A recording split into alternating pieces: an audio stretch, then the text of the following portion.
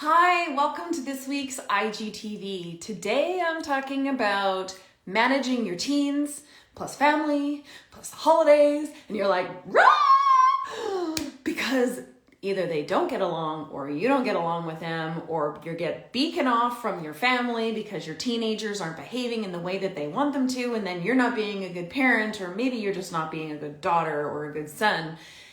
Oh my goodness, it goes on. Family and the holidays is probably one of the more stressful things. And I wanted to address this with you today. And I want to give you some helpful tips so that you can navigate the holiday season with teenagers and family and be able to lower some of your stress around this and actually enjoy some of your time together. So thanks so much for joining me today. I'm losing my place already. My name is Allie Payne. I am a certified life coach, certified relationship systems coach, and I have been working with parents of teens for the last 16 years to help them end the painful disconnection, stressful silences, and emotional blow-ups to build healthy relationships based on trust and respect.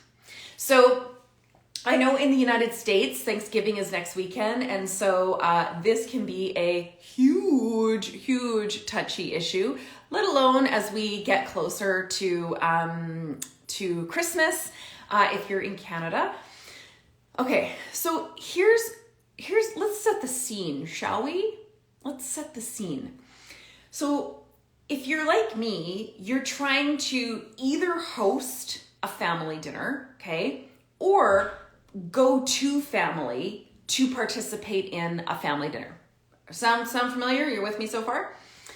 And your teenagers don't give a crap. They either don't actually want to help if it's at your house, because teenagers don't care. Teenagers, they don't care. They don't want to help if it's at your house and you are just desperately like running around because you're trying to get everything nice, because you're trying to please your parents and avoid those nice little critical judgment comments that like drop in. Just me? Okay, just me. Every now and then. Or you are trying to get your teenagers to go to family for Thanksgiving or for Christmas, and your teenager doesn't want to go. They don't want to go to that either. So either way, it's like a no-win situation with your teenager, because it feels like they're just being a giant, grumpy, pissy pants, and you are living in fear of your parents' criticism and judgment.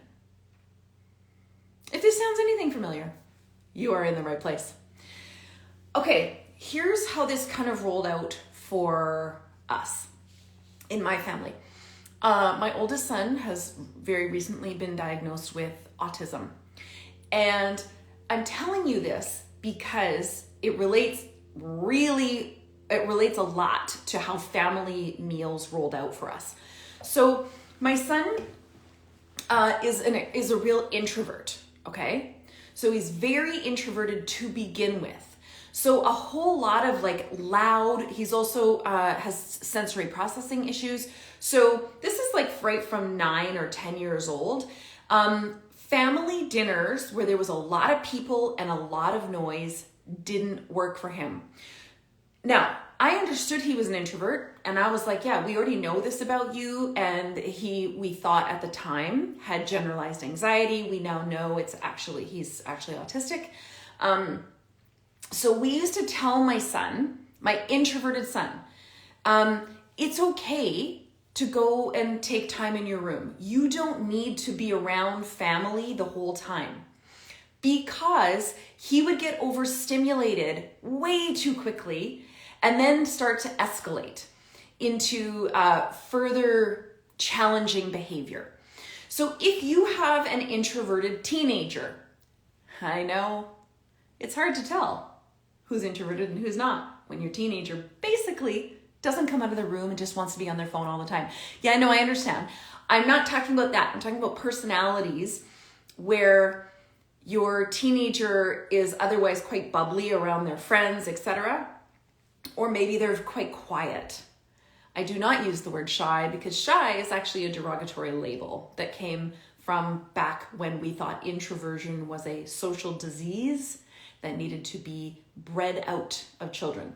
No, I'm not talking bullshit. You can read the history behind it. So an introverted child, it's really important that you set up some framework for your introverted child who finds the loud noises, like, you know, the dishes on the counter and the stove and all the people talking, and it's just louder. That they have a way that is okay between, first of all, you and them to create alone time, to back away. So if it's at your house, can they create extra time to go be in their room? Okay, so first you have to create this agreement with them. It's okay for you to take space. It's okay for you to be in your room. It's okay for you to take a break. What we would like is for you to participate in dinner. And that's like half an hour, participate in dinner. And then if you can help us clear the table, then you can leave again, go take another break, which introverts need a lot of, especially with that level of stimulation, they need a lot of back away time. Then come back out again for dessert. And then if you can help us clear the table again, then you can excuse yourself. So these are the kinds of agreements that we used to make with my son, who again, was very introverted. We thought had generalized anxiety, was diagnosed with that at 8, and we now know that is autism. That was how we helped him manage his introversion, okay? Because that's what works for him. Now, that's the agreement we had with him. How do you communicate that to your parents? Because let's face it, there is probably no bigger time that the generation gap gets massive, as in like the Grand friggin' Canyon, than around holiday times when your parents, who were raised in a very different era, are around your teenager, right? They're around your teenagers and they're not digging what your teenager's putting down. So you first need to create these agreements with your child. The next thing was our parents, because our parents were raised where compliance, appropriateness, sitting at the table, don't speak unless you're spoken to. This is how children were to behave. Okay, well, how'd that work for you? So here's how we communicated this to our parents, because they got their nose a little joint when my autistic son needed to continue excusing himself and going and being alone in his room because he was getting overstimulated just by half an hour at a time during a large family dinner because of the noise, a lot of the processing, and he's also very introverted. We said to our family, this is what we said, look, we know now, our family knew that my son had some significant struggles as a child and was diagnosed with anxiety, okay? So they knew that. We told them that we would rather have him come and participate with us at the table for the meal and then at the table for the dessert, having taken needed and necessary breaks in between for his brain, then force him, because that was polite and appropriate and compliant, to sit at the table for the entire or participate for 2 hours and be so overstimulated at the end of that, he would probably end up in a panic attack or anxiety attack for almost the rest of the evening, which would seem wildly unfair to him to need to perform for you, grandparents, when it was completely opposing to what we knew he needed for his own brain. So they didn't like it at first because it wasn't performance-based. They didn't like it. They thought that we were being soft. They thought that we were promoting him to be rude. That is literally how grandparents perceived his need to back away, take time, was rude. So we had to help them to redefine that that's okay if it was rude for them when they were young. It's okay if they raised us not that way. What we know now about brains and personality styles in teenagers is that that's not how that rolls. And so we just didn't make a big deal of it, short of communicating that. And the grandparents learned to appreciate the time that my son was at the table when they could connect with him and talk with him that way, and not enforce or shame. Get this part? Not enforce, guilt, or shame him for needing that away time. Because that used to happen when the grandparents would use shaming comments toward my son for not participating with the family during the holidays for the full 2 hour for the meal. They used to use shaming comments. And I would step in. Yes, about the outfits. We're going to talk about that too, Pam. That's great. So they would use shaming comments to express their disappointment in his lack of participation. And that's when my husband and I would say, no, what matters most here is that he is listening to his brain and his body, and he is doing what is required for him to take care of himself so that he can engage in a way that works for him. Because that's what matters most, is what works for him, not him trying to please or perform for you. And I know that sounds a little bit in your face. Okay, I get that. But these are some of the things that we had to present, especially when we were at the family's house, at the grandparents' house for family dinners. When we were at the family's house, they were hosting and he wasn't sitting at the table for the whole 2 hours. We had to, again, go back to our agreement with our son and say, this, you can use this bedroom or this space can be your downs time, your quiet space where you're away from family when you feel like you need to take that break. And then we would still like for you to participate in the meal, come to dinner and participate in the meal for, say half an hour during the main part, half an hour, 45 minutes at a time. And then when you need away time, if you can please help a little bit, help set the table or help clear the table and then go be away and then come back. That's when grandparents found it even harder, because their expectation of performance and pleasing was that if you're in my house, you're going to do this my way. You're not going to be so self-centered and rude, you little so-and-so. I'd love to tell you I'm dramatizing. Okay. So if we weren't at home, we had to continue to set up that agreement with our son of what that looked like. And then we had to continue to say to the grandparents, we know you love him. We love that you want him to participate with you and you want to connect with him. Connecting with you over a long period of time is not constructive for his brain and what he needs.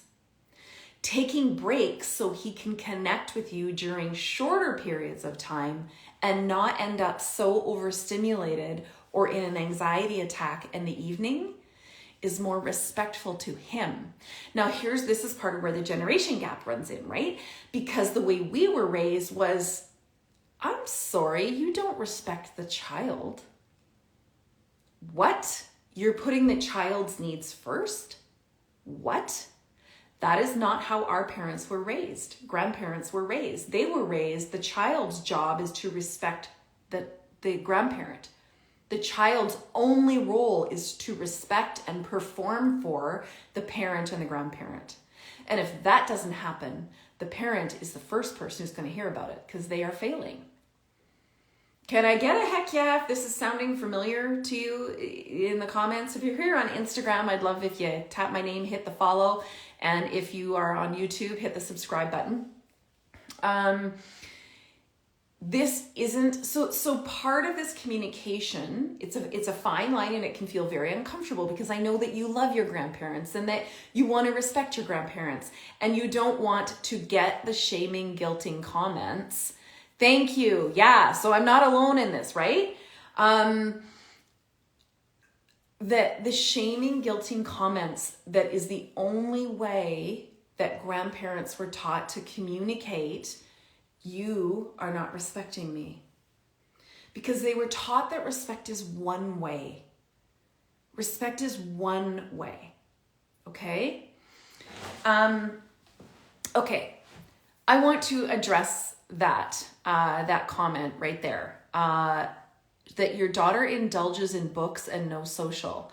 I'm going to address that straight up. That's not an indulgence whatsoever. Introverts live in books, in their imagination, in crafts, in solitary activity. That is normal and healthy for an introvert. So if your introvert is a reader and is using books as a wonderful, healthy outlet, please don't call that an indulgence. Social interaction is exhausting for introverts. It's more exhausting for neurodivergent children like autism, generalized anxiety, major depressive disorder. It is exhausting. So using labels like that is not helpful. Your daughter is doing self-care, doing wonderful growth in self-care. So if you have a teenager who's a reader, let them bring all the books. Bring all of the books to the family so that they can retreat into their books during set times and communicate to the grandparents that that's a way they can connect with your child, is to ask them about the book or lower their expectation of this child being an equal part of the conversation. So, okay. So yes, I'm seeing some comments about, yeah, it's familiar to you and being shamed. Yes, exactly. So here's the thing. Your grandparents or elders of whoever may not, oh, listen, I know you're an absolutely loving and amazing parent. I know that. And we're not taught this stuff. So I appreciate your open-mindedness for even being here. Thank you. Yes, introversion has, if you haven't read Susan Cain's book called Quiet, it's just called Quiet. Please read the book. It's all about the history of the cultural perception of introversion and the level at which the world shames and shuns introverts. And that when we understand how the introvert brain works, it's quite fascinating and we can really support them to be successful on their terms. Okay, so let's go back to family and the holidays. So if you have an extroverted child, let's talk about that. The really loud, chaotic ones that literally want to dominate the conversation, never take a breath, let alone never stop talking. Hi, that was me. So you have the extrovert child. You're going to family dinner, okay? Your extrovert child tends to lack a filter as well. Lack a filter. Or you could have an anxious child who the way that they fulfill their anxiety is by talking. And so you can set up the groundwork with your teenager to say, look, this is what family dinner is going to look like. This is who's coming. This is how many people. It's okay if you feel anxious and you start talking. Here's a cue that, is it okay if I use, please check in. Is it okay if I use this cue with you to kind of signal this? Is it okay if I put my hand on your shoulder and just say, don't say stop talking, because it's very derogatory and it is shaming in itself. But if you have this agreement with your teenager and you said, you put your hand on their shoulder and you just whisper in their ear and say, take a breath. It's okay. That is reassuring and helps lower anxiety if your anxious child is starting on a verbal thing and they're not literally making a room for anyone else. The teenage brain lacks awareness of these kinds of things, and they're not going to be finished building that until their mid-20s at least. So if you have an anxious child who fulfills anxiety by talking, that's what I did. it doesn't leave room for anyone else to talk. And grandparents or parents, your parents, can be also very shaming about that. And so you want to help remind your teenager that it's okay to be nervous. It's okay to be overstimulated with lots of people. These are things that it's okay to share. And this is things that we're probably not going to share if there's something going on in your family, because extrovert talkers tend to lack a filter. And you're all of a sudden sitting at the dinner table and you're like, did they really just say that? I didn't think we were going to talk about that. So you can talk about that with your extroverted child, is ways that you can use cues, kind, compassionate, caring cues with them to remind them to take a breath, to allow other people to have a turn, maybe equip them with some questions they could ask grandparents to help them engage. Okay, so there's an extrovert child as well. Excuse me. Is there games they can bring? That's another thing we used to do to family dinners to alleviate some of this tension between parents, grandparents, and kids, or even between cousins. We would bring a game. We would say to our kids, bring a game that you like so that you can engage cousins or grandparents in the game. And then it alleviates some of that sense of heavy weightiness where your teenager has to participate in conversation they really could give a crap about, or that grandparents want to connect with their teen, but the teen's not doing it in the way they want them to. Bring a game. Bring a game. Bring some homework you want to show them. Bring an assignment that you're proud of. Bring a video that you want to show of their volleyball game, what they did great or something. So it allows the teenager to direct some of the conversation over the holidays and take some of the performance-based pressure off them to sit and have an adult level conversation. Yes, wow. Yeah. Being shamed as an extroverted is it's right up there. Yeah. And called bossy. Absolutely. For sure. Okay. So let's go back. We're just talking about the holidays, remember? So here's another thing that happened with us for my son, who we now know has autism. One of the markers of autism is social awkwardness. Can also be quite irritable or angry because their brain is constantly trying to create extreme order, perfectionism, and having strangers in their environment makes it messy and uncontrollable. And so my son used to go through very moody stages of being very angry. And I'm not talking about teenager moodiness. I'm not talking about teenager moodiness. I'm talking about that's something his brain struggles with. It's called negativity bias, and an autistic brain has a high level of negativity bias, seeing things very negatively, getting frustrated quickly, being angry. And my son used to struggle with that. And that was very hard for grandparents who felt that when they came to visit, the children needed to be cheery and happy. And my son couldn't pull off cheery and happy sometimes. He was very angry and negative and frustrated, and that is how his brain worked. We now know more than we knew then.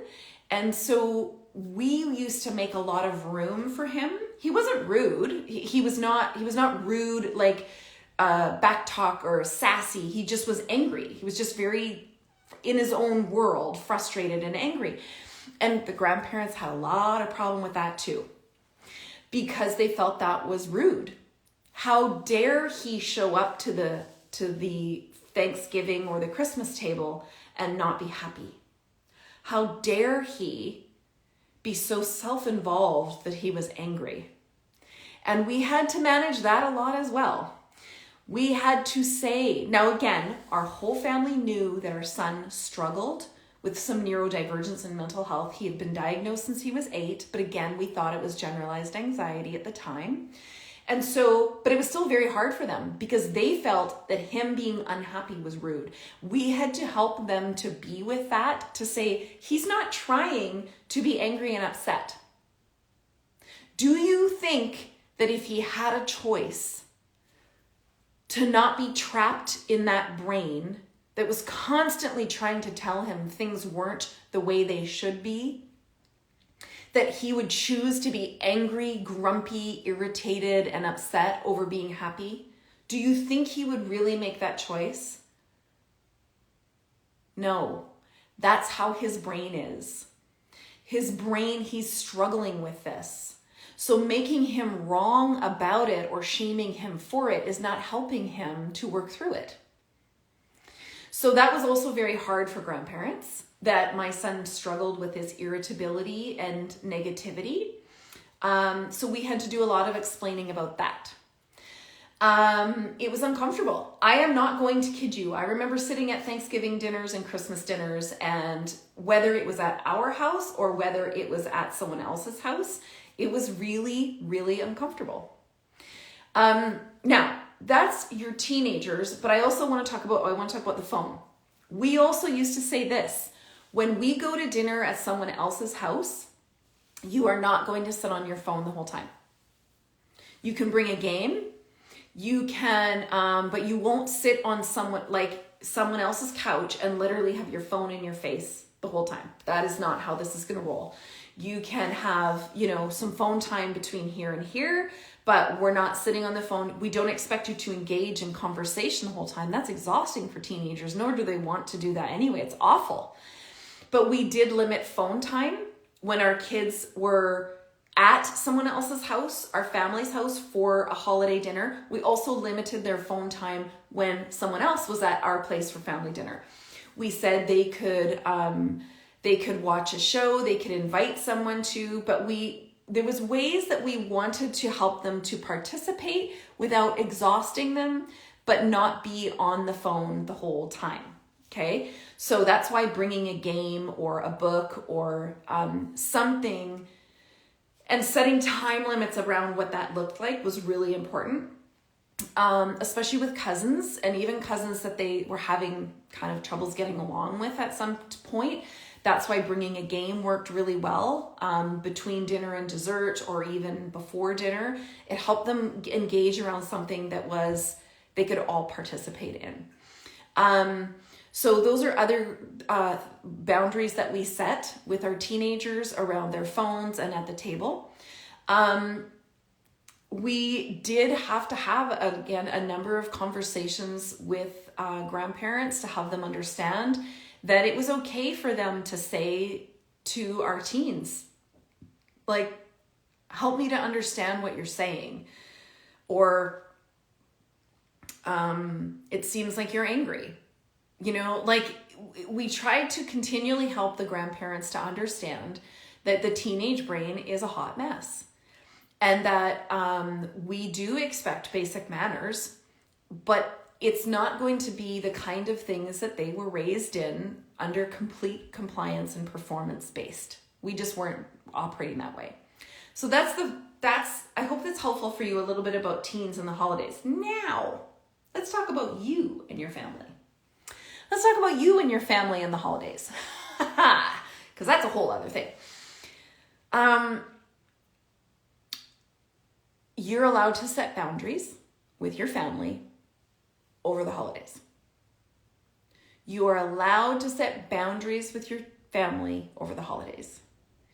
You are allowed to say in advance with parents, siblings, grandparents.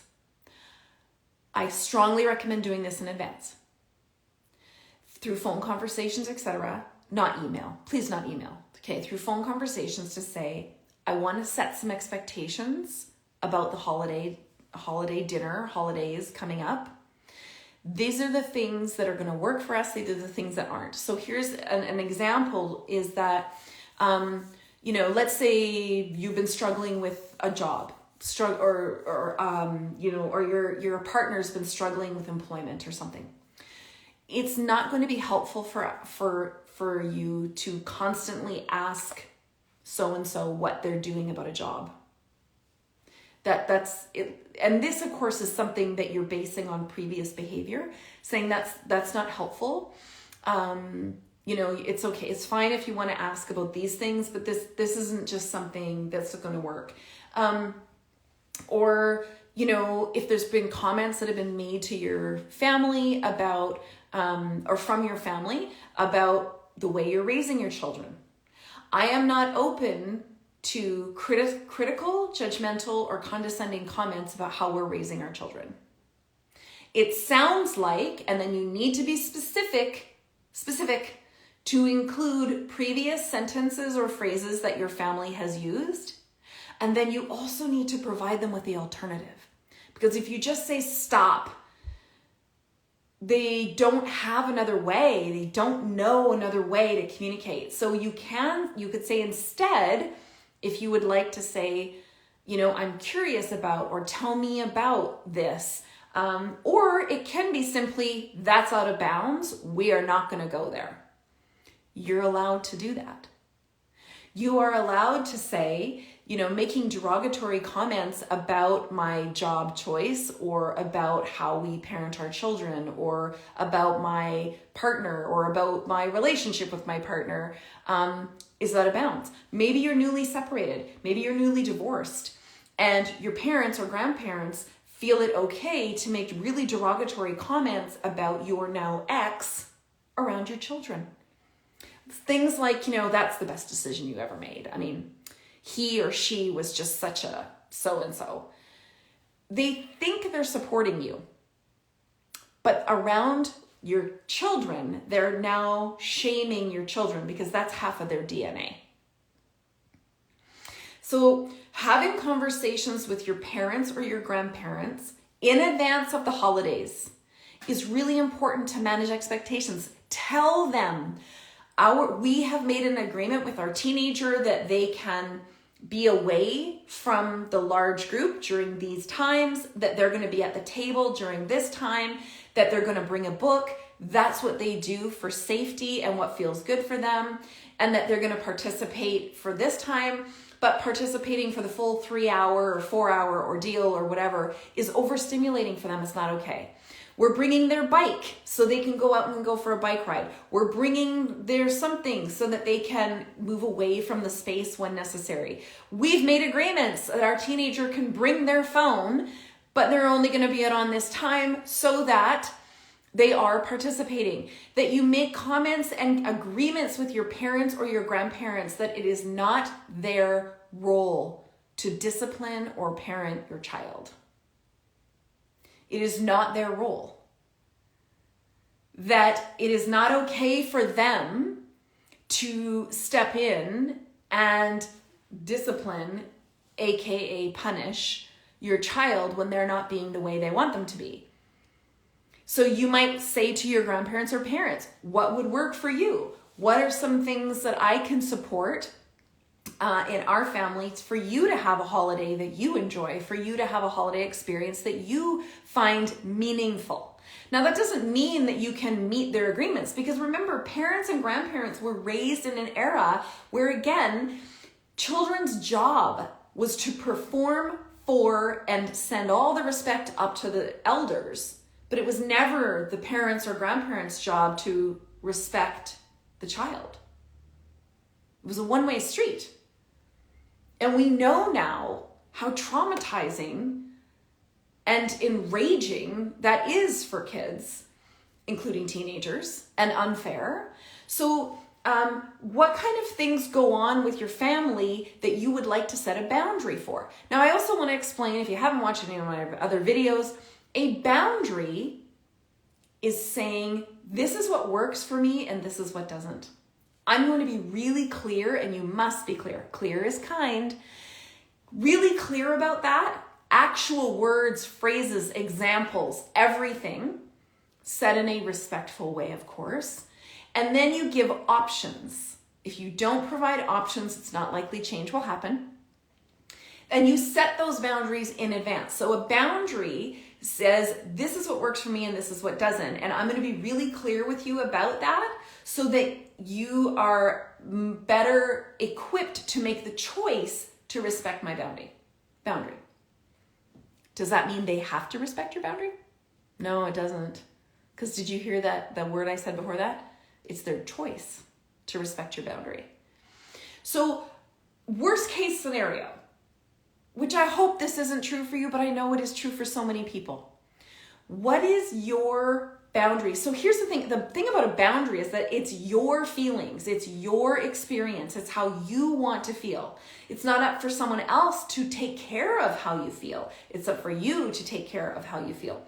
So if you are in an escalated situation with family, extended family, what is your bottom line when you pack up and leave? And you say, no, I love you. That has crossed my boundary. We're not going to be staying any longer. And I'm sorry if that truly is the situation. I don't want to make up that is. I just know that there are a number of people who are in these situations. So I don't want to pretend it doesn't happen. Because when you set a boundary with someone and they cross it, and then you escalate by reaction and get angry at them for not obeying, which is ridiculous, your boundary, because it is always their choice. It is always your move. That's a boundary. A boundary is it's always your move. It's not someone else's move. It's your move. What is your bottom line that you can agree beforehand, because that lowers reactivity? What is your bottom line with your partner, with your children, that says, listen, I've had this discussion with my parents, my grandparents, and I've set a boundary, and if this boundary is crossed, this is what it's going to look like. I'm letting everybody know in advance, so that if that very, very unfortunate and uncomfortable situation arises, you can simply say, this has crossed my boundary, and that I did communicate with you earlier, and based on that, I am deciding to XYZ, whatever that is, okay? I hope it does not come to that for you. And I know sometimes it does. And I want you to feel empowered and equipped to set these. Is this ridiculously hard? Yes. Does it sound a lot simpler when I'm talking about it? Yes, it does. Because when, excuse me, when you engage with your parents or elders in your family, it is, and there's been any form of like conflict or even trauma, difficult relationship with them, it is normal for you to default to literally being 7. So here you are on the holidays, which is even more ingrained in your brain, is the holidays, because it's habitual, it's ritualistic, and I mean that in a healthy way. The holidays are a ritual that families do certain activities on, and that ritual has been happening for you since you were probably pretty young. So trying to change your own brain programming around that ritual and allowing yourself the permission to actually verbalize what works for you and what doesn't is really hard. And standing behind those words is even harder because your brain reverts to being 7 years old. Excuse me. Your brain reverts to being 7 years old. And so saying these calm, respectful words to family can literally, it can feel terrifying. I encourage you to write it out first. I encourage you to role play it with a friend. Practice saying it in the mirror. Practice saying it over and over and over so that you've got the words that you need to set these boundaries around the holidays. I also want you to practice if it's something that your teenager ends up doing, because let's talk about attire. Let's talk about attire at the kitchen table. So your teenager, let's say, and I hate to do this, but I am using this example with teenage girls because this is very often where this comes about. Your teenage girl comes to the Thanksgiving table in a spaghetti strap crop top and, leggings. Let's say black pleather leggings. I don't know. I'm making it up. And like a chain necklace or something, whatever. And your grandparents literally are losing their ever-loving shit at how you could possibly allow this and how inappropriate that is, and all the things are happening, okay? This is also a boundary that I want you to set in advance with your teenagers, and I want you to be cautious. Because if you watched my IGTV, which is also on YouTube 2 weeks ago, about you're not wearing that, which is a whole topic about the ingrained centuries-old messages about controlling women and disempowering women through misogyny, religious messages, etc., to make women responsible for the way that men behave and their shitty choices. So make agreements with your teenagers. I don't care if they're identified as male, female, I don't care, whatever. But make agreements with your teenagers about how they can arrive at Thanksgiving dinner or Christmas dinner in a way that feels authentic for them, like really honors who they are, and also honors a larger family gathering, and not what's expected. I don't like that. I don't like what they should never be responsible for what someone else expects. That's crap. Just talk about it. What feels comfortable for you at Thanksgiving dinner? And why? Just like get curious about it. Why? How can you come to Thanksgiving dinner in a way that we already know, grandma and grandpa, or like your parents or their grandparents or whatever, this is how they grew up. This is what they felt was appropriate. This is how they were raised. And that's not wrong either, okay? We're trying to find the middle ground. But these are conversations because sure enough, if you don't have this conversation in advance, your teenager's going to come out in some kind of attire. Maybe it's your son that comes out like in goth or something. I don't know, whatever. Or hats. Hats at the table is a big thing. Hats at the holiday table. Come on now, right? That you have this conversation with your teenager in a way before the holidays so that you set the expectation of what is going to work for them. And then you also can have conversations with your parents and your grandparents or etc. about, that they're not going to wear their suit and tie or their Sunday best to the holiday dinner. That just doesn't exist anymore, where we have Sunday clothes. You know what I mean by Sunday clothes. Our grandparents were raised with Sunday clothes. You literally only wore one day of the week. You didn't wear those Sunday clothes any other time unless it was a fancy event. And so working on perceptions of what was true for them, and then not shaming messages, zero body shaming messages, zero. Again, I just posted that 2 weeks ago. It's called You're Not Wearing That. That would be appropriate to add on to this.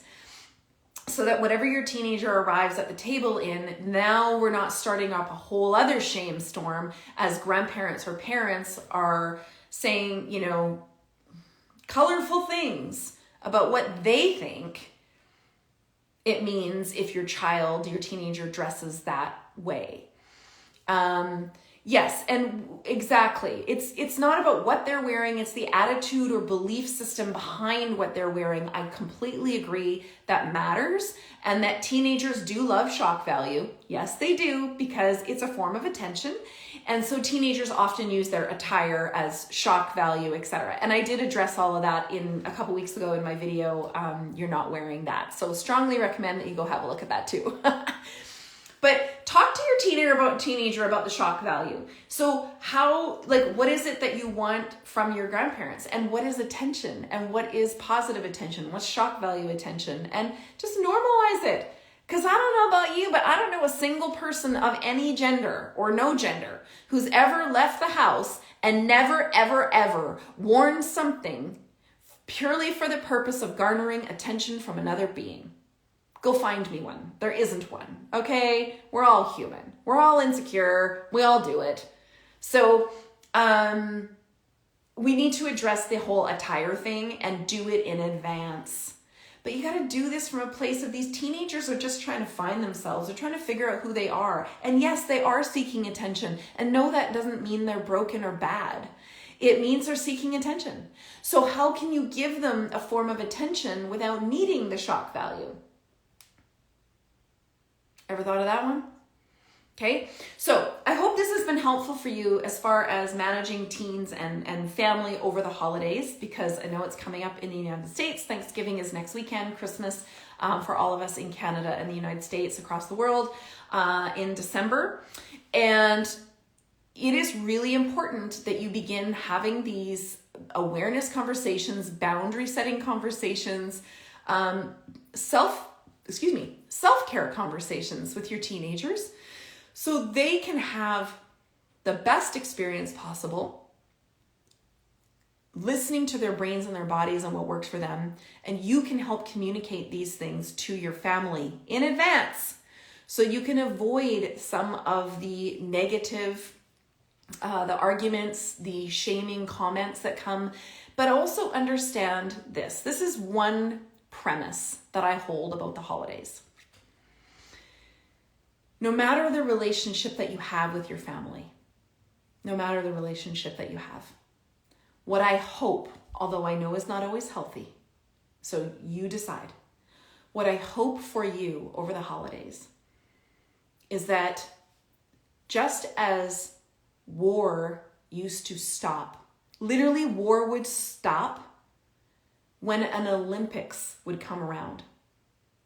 Okay, in early, like the late 1800s, early 1900s, war would stop for the Olympic Games.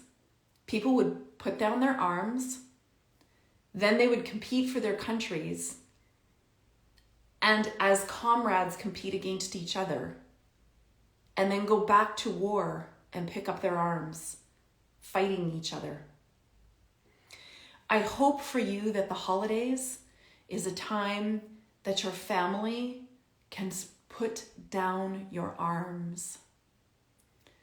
Put down your arms to sit at a table together and break bread. To share a meal together. To not pretend everything is okay, but to see each other as broken, human, imperfect. And create whatever boundaries are necessary to have a healthy conversation or connection time, as limited as it may need to be. I hope and I wish that for you, your teenagers, and your family. And if that is not healthy for you right now with your family, I see you, and that is okay too. This is not easy. Having to be alienated, estranged from, or create intentional space between you and your family for the sake of your emotional health is okay. It is hard. It is very, very hard. And it is okay if that is what feels best for you. If that is what feels best and safe and right for right now, then that is what's right for you. And I hope that if that's the case for you, you are still able to be surrounded by the few who see you, who hear you, who respect you, and you feel loved and celebrated by. That is what I hope for you over this holiday season. All right. I hope this has been helpful for you. Again, my name is Allie Payne. You can find me here on Instagram at Allie Payne, TikTok at Allie Payne, and on YouTube, Allie Payne. You can also check out my website, allypain.com, ALYPAIN.com, for lots of free resources, as well as the link in my bio here on Instagram. If you are looking for more resources, tap on my name, then the link in my bio. You can send me a quick email. If you're on Instagram, I'd love a follow. If you're on YouTube, I'd love you if you hit the subscribe. I will see you next week. I'm here on Thursdays at 11 a.m. Pacific time, talking all about parenting teens, and on TikTok on Wednesdays at 2 p.m. Pacific, talking all about parenting teens. Thanks, everyone. I hope you have a great week. Bye.